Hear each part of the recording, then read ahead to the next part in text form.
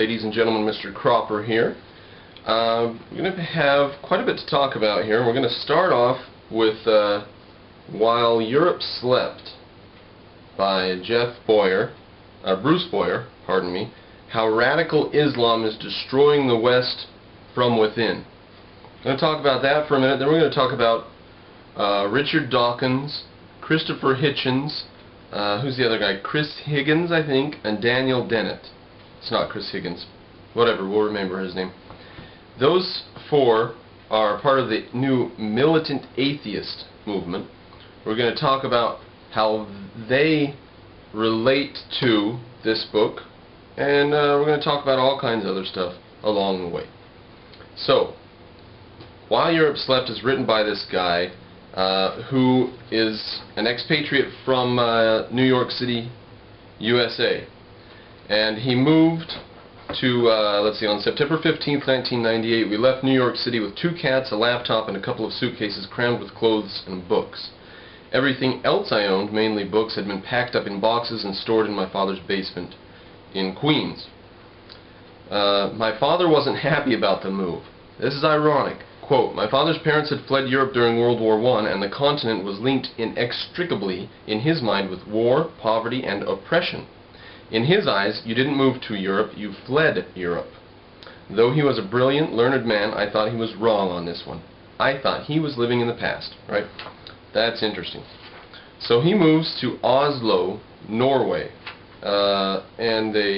and then after, over the next few years, they lived in a couple of different Scandinavian countries, and he visited lots of countries. And he saw again and again a repetitive theme in European life today. A lot of European countries have allowed immigration in a humane way since the end of World War II. They don't want to be racist and deny people immigration to these nice new free economies and stuff. So they let a bunch of them in, and these damn Europeans have a term that most Americans wouldn't even understand. They couldn't comprehend it. Second generation and third generation immigrant. Now in America you can be an American with parents who are immigrants. First generation American, my parents were immigrants. But what's a second generation immigrant? Does that mean your parents immigrated and then you immigrated with your parents, or you had to immigrate, or no? That means you were born of immigrant parents. So in France, for example, you can be the third generation immigrant Moroccan. You're not French. And they don't look at you as French. Now, this ludicrous racism it's not really racism. It's just Europe's old caste system roots manifesting themselves. In spite of the fact that America, after World War II, imposed an economic system by imposing it on Germany and Japan, it imposed an economic system on the world that they've had to follow. In spite of that, they're taking these values for granted, and this old caste system idea reaches up out of the past, and you have people who are Dutch and people who are immigrants.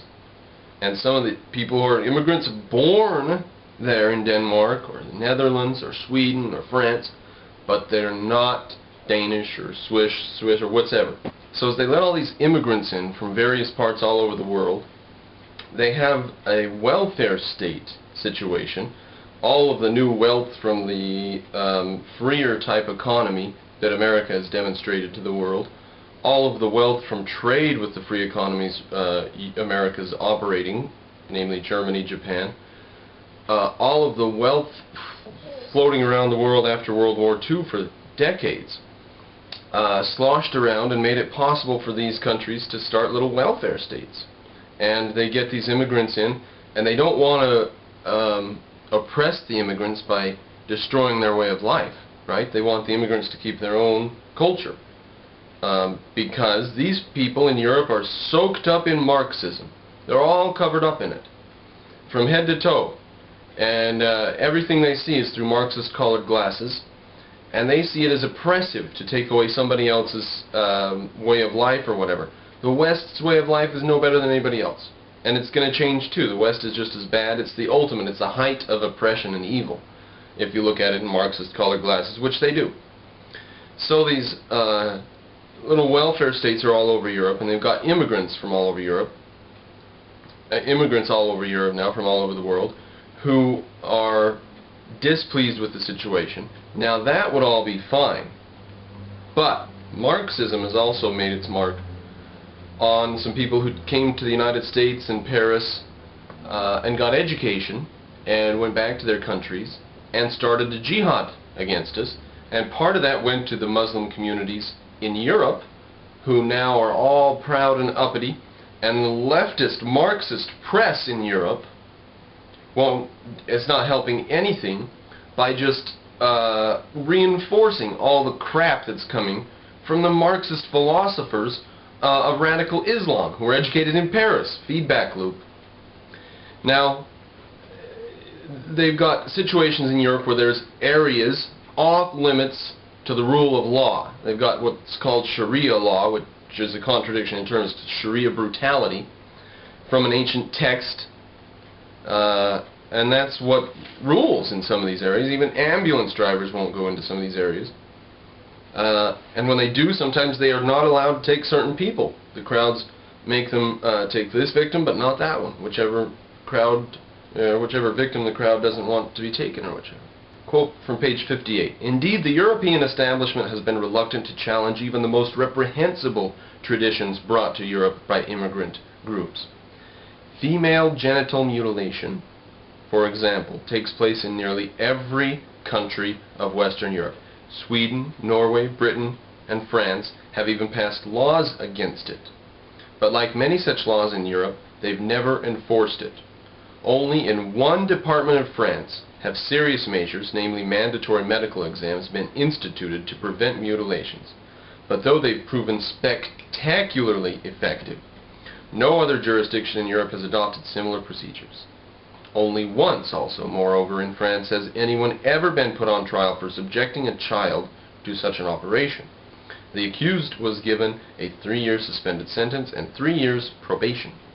The establishment's indifference to such abuse was articulated in 2005 by Dutch politician Edwin van der Haar, who expressed revulsion at French-style proposals for mandatory medical exams. Quote, "As a liberal, you shiver," end quote, at such proposals, he said. So they're descending into a dark age, and this book is a personal eyewitness account of the concrete day-to-day facts which demonstrate Europe's new dark age. Now, you know, it's fine to just mention this genital mutilation that they do to young ladies, but then sometimes they sew what's left together, stitch it together, except a small hole the girl can urinate through.